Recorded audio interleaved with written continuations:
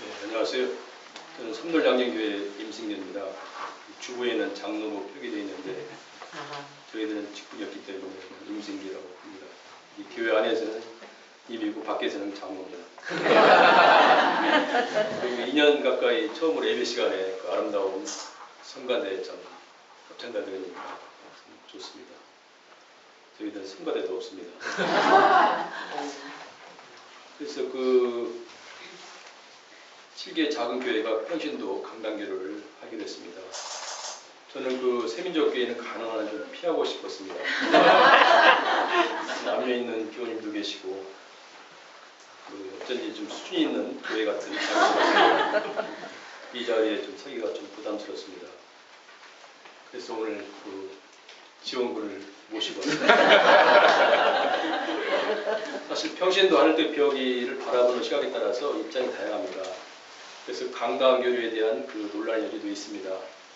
그러나 제 좁은 안목으로는 평신도의 하늘빛 벽이의 그 자격 여부가 아니라 낡은 교회 제도라든가 또는 침체된 그 교회 분위기를 변혁하려는 그 공동체적 그 신앙적 결단의 문제라고 봅니다.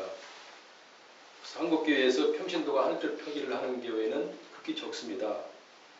그 이번 첫 시도는 비록 작은 몇 교회가 참여하지만 그 교단을 넘어서 강단교를 한다는 것은 한국 교회의 개혁 차원에서 의미 있는 그 한 획을 긋는 사건이라고 합니다. 오늘 성서 말씀은 그 아모스 구약 그 7장 10절에서 17절과 신약 요한복음 15장 17절입니다. 먼저 공동체가 살아가면서 그 시련을 극복한 후에 오히려 세상에 그 본을 보인 요한복음 말씀을 나누고자 합니다. 요한복음에는 요한 공동체가 세상으로부터 박해를 받고 이 박해를 받으면서 어떻게 살아가는가를 보여줍니다. 그 지옥과 그 공적으로부터 끊임없는 핍박을 받았습니다. 작은 그 요한 공동체는 그 존재 자체가 굉장히 위태로웠습니다. 이런 위기에 처한 그 공동체를 향해서 예수님은 새로운 계명이니 서로 사랑하여라 했고요. 예수 안에서 살아가면 교회 제도나 그 직분에 관계없이 그 예수의 사역을 행할 수 있다는 것을 보여주고 있습니다. 저는 서로 사랑하면서 읽은 그 교회 공동체에 대해서 우선 이야기를 하고자 합니다.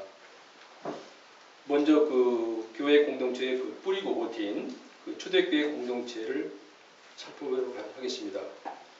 초대교회 공동체에서는 서로 형제자매 관계로 여겼습니다. 그 당시엔 감히 상상할 수가 없어요. 잘 아시겠지만 당시 로마 제국은 철저한 계급 사회였습니다. 신분이 철저하게 구별되고 차별받는 시대였습니다. 그 유대교 내에서도 신분과 교회 직분의 상하가 있었습니다. 이러한 사회적 종교적 상황에서도 초대 공동체의 교회는 신분과 그 교회적 직분의 차이 없이 서로 사랑하면서 형제 자매라고 불렀습니다. 그 시대를 앞서간 아주 선진적인 공동체로 사랑으로 맺어진 교회 공동체였습니다. 세상의 그 지배적인 질서와는 다른 존재 자체가 곧 성교 공동체였습니다. 바울은 이런 공동체를 그리스도의 몸이라고 했습니다. 초대교회는 세상의 가치관과는 다르고 세상의 흐름에 역행하는 그런 공동체였습니다. 다음으로 저는 이어서 오늘날의 교회 공동체를 소개합니다. 세상에는 건강하고 아름다운 공동체가 많지만은 저는 간접적으로 얻은 지식이나 정보에 의한 경우가 아니고 제가 직접 좀 경험하고 앞으로 또 계속 갖고야 할 좀 쑥스럽지만 저희 그 섬돌향리 공동체를 소개하려고 합니다. 섬돌교회는 분가한 2년차로 평신도교의 정신을 지향하라고 애쓰는 교회 중에 하나입니다.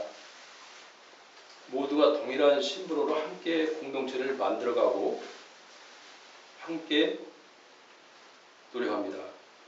물론 당연히 없습니다. 대신 목회 운영위원회가 있습니다. 그 위원회 구성은 목회자와 모둠 대표로 구성됩니다. 모둠은 6개로 되어 있습니다. 그래서 모둠 대표는 위원회에서 규정한 사항을 의무감과 기쁨을 가지고 그 모둠 일을 합니다. 가능한 모든 교회가 그 주변에서 머물지 않고 목회에 참여하기 위해서 모둠이라는 운영제도를 만들었습니다. 모든 교인은 한 모둠에 속하기를 공고받습니다. 위원장과 모둠의 대표는 임기가 1년입니다.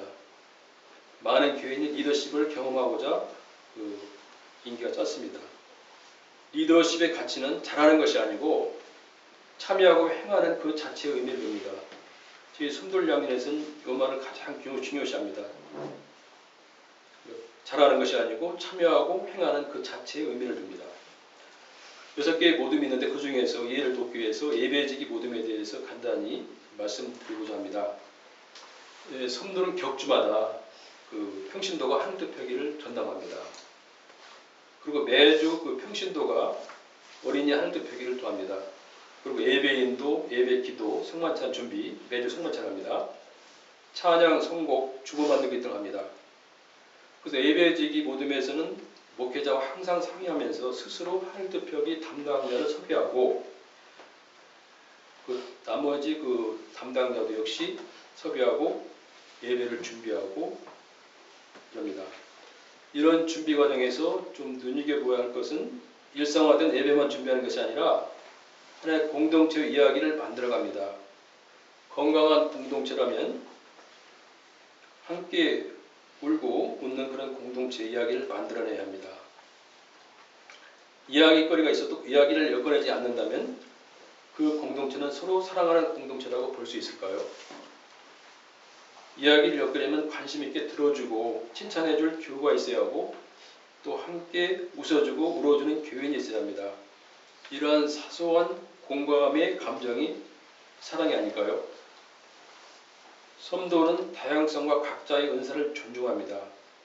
받은 은사대로 행하면 받아들입니다.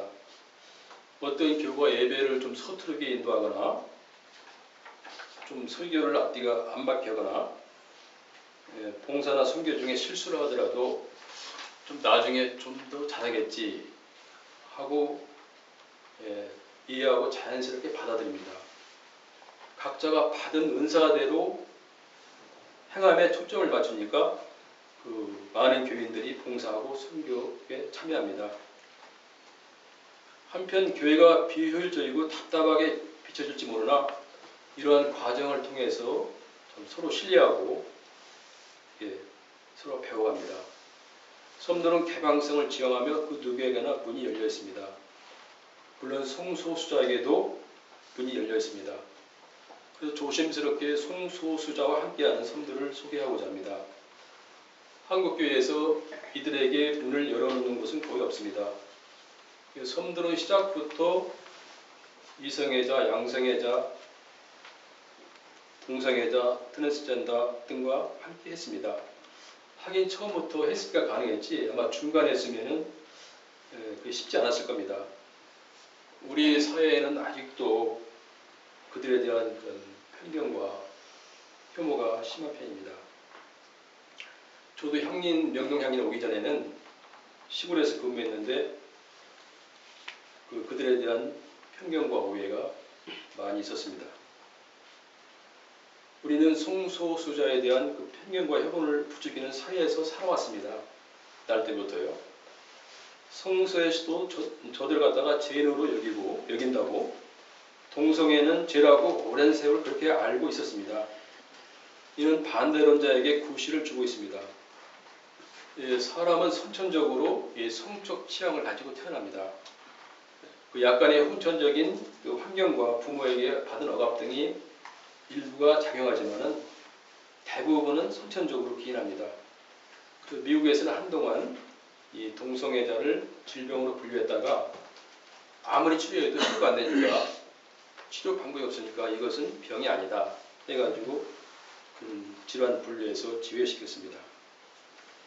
가끔 성소수자를 향해서 하는 소리가 나를 좀 불편하게 한다고 이런 말을 하는 사람이 계시거든요. 근데 사실은 그 편안함과 그 성소수자는 무관합니다. 어떤 새로운 사실을 받아들이는 마음이 변화란 늘상 불편하게 만드는 것이 아닐까요? 섬도래는 교우들에게 커밍아웃을 한 성소수자들이 다수 있습니다. 그래서 이성애자와 한데 어울려서 이야기하면서 솜돌이 열매를 맺어가고 있습니다. 서로 눈높이를 맞추어 제한 없는 사랑과 제한된 확실성에 대한 희망을 가져오는 프로가 솜돌이 서로 사랑하고 기도하는 가운데 평신도교회를 지향하는 교회로 가려고 힘쓰고 있습니다. 어떤 솜돌은 생명감 있고 약동하는 교회입니다. 근데 지금은 좀 지쳐있어요. 2년 되니까. 저는 지쳐있는 것 제가 보기에는 걱정되지만 내심으로 기뻐합니다. 그냥 너무 앞서가니까요. 제가 명동에 있을 때는 가장 진보적인 사람의 리더였는데 솜돌으니까 브레이크를 밟아야 됩니다. 자, 그러면 세민족 교회 공동체는 어떠합니까? 제가 하늘뜻 표기를 준비하려고 그 세민족 교회 홈페이지를 좀 와봤어요. 우선 눈에 띄는 것은 교회 역사가 한 20년 동안인데 가정집도 아닌데 좀 이사를 좀 많이 하셨고요. 보니까 그 선언문이니 그 규례 같은 거 실천사항 등이 많았어요. 그래서 세민족 교회의 그 여정도 부침이 있었구나. 이런 역사를 통해서 고비마다 그 두터운 중간계층의 리더십을 통해서 공동체를 회복시키고 새로운 변혁을 모색했음을 약간이나 알 수 있었습니다. 특별히 그 평신도 교회를 지향하려는 꿈과 고민들이 곳곳에 녹아 있는 걸 봤습니다. 그리고 삶의 이야기를 진솔하게 나누는 것을 봤습니다. 그 시집 한 권을 샀다는 것은 제가 제 자신에게 선물했다고 말씀하신 그 목사님의 고백이나 어린이 교회 이야기, 승주, 승우와 함께한 역사 배우기는 좀 재미있었습니다. 그 주님의 은총 아래 같은 뿌리에서 자란 가지처럼 교우님들은 세민족교회라는 한 신앙 조직을 통해서 평신도의 개혁령을 키우면서 새로운 공동체 가족이 되었습니다. 그러니까 제가 보기엔 세민족교회는 엘리트 교회면서 짧지 않은 기간, 27년 동안 그 시대적 소명을 담아내면서 그 열린 교회의 길을 걸어왔다는 것은 참으로 의미 있는 교회사라고 감히 말씀드리고자 합니다. 다시 오늘의 성서 말씀으로 돌아갑니다. 그 작은 요한 공동체는 회당의 증오 대상이 되었고 제국의 박해를 받았습니다. 왜냐하면 제국에 협력하지 않고 예수를 증언했기 때문입니다. 이런 위급에 처한 요한 공동체를 향해서 예수님은 그 12절과 17절에서 두 번씩이나 새로운 계명이라고 강조하시면서 서로 사랑하라고 명령했습니다. 그 공관복음의 원수 사랑하라나 이웃 사랑보다 요한 공동체 안에서는 서로 사랑하라고 말씀하십니다. 내가 너희를 사랑한 것처럼 서로 사랑하라고요. 사실 교회 안에서 화해하지 못하고 사랑하지 않는다면 건강한 교회일 수도 없고 이런 교회가 교회 밖 현장에서 선교를 한들 무슨 의미가 있을까요? 그러면 우리는 교회 공동체 안에서 어떻게 하면 사랑의 열매를 맺을 수 있을까요? 우선 주 안에서 서로 사랑하라는 계명으로 하나가 되는 공동체가 되어야 합니다. 제가 그 바라는 주 안에서의 주님은 물론 강한 주님이 아닙니다. 이게 전지전능한 그런 하나님이 아니고요. 여기 보면 그 요한복음 11장 35절에서 예수님은 약한 주님입니다. 이게 나사로가 죽었을 때 그 죽음을 보고 마리아가 슬피 웁니다. 그 슬피 울고 있는 그 마리아를 보시고 예수님도 울음에 복받쳐서 우셨습니다. 이런 약한 모습, 우신 모습에말로 우리가 뭔가 다가가고 싶고 뭔가 이렇게 얘기를 나누고 싶고 뭔가 기도하고 싶고 뭔가 하고 싶고 그러한 주님으로 비춰지지 않습니까? 그래서 계시나 계시지 않으나 계시는 분, 사실은 약하시나 그 강하신 분, 이런 주님 안에서 거하면 얼마나 좋을까 그런 생각이 들어옵니다. 그래서 이처럼 무시고 약한 주님에게는 좀 친구가 되고 싶고요. 그래서 예수가 요한 공동체에게 친구라고 말씀하신 것처럼 우리도 서로 친구가 되어야 합니다. 친구는 슬픔과 기쁨을 함께합니다. 그래서 진정한 친구들을 소개하려 합니다. 며칠 전 그 시골학교 가을 초등학교 운동회에서 벌어진 일입니다. 6학년 학생들이 달리기를 하는데 출발 신호에서 똑같이 출발합니다. 그러나 이게 목표점에 거의 다가오니까 똑같이 손을 잡더니 똑같이 꼬리쯤에 도착했습니다. 상상이 좀 이상하죠. 그래서 그 사정을 알아봤더니 그 중에 한 명이 보통 5, 6명이 뛰겠죠. 그 연골 무형성증이라고, 그러니까 연골 형성이 안 되니까 우리가 그 마디에 그 성장점이 있거든요. 그러니까 성장이 안 되는 겁니다. 자라지 못합니다. 그래서 몸이 약간 뚱뚱하고 그러니까 뛸 수가 없어요. 그래서 그 학생은 초등학교 5번의 가을 운동회 동안에 꼴찌를 면해본 적이 없어요. 꼴찌도 그냥 꼴찌가 아니라 확실한 꼴찌. 그런 그 운동회를 겪었습니다. 그래서 그때마다 보는 사람이 얼마나 안타까웠고 그 본인이야말로 얼마나 답답했습니까?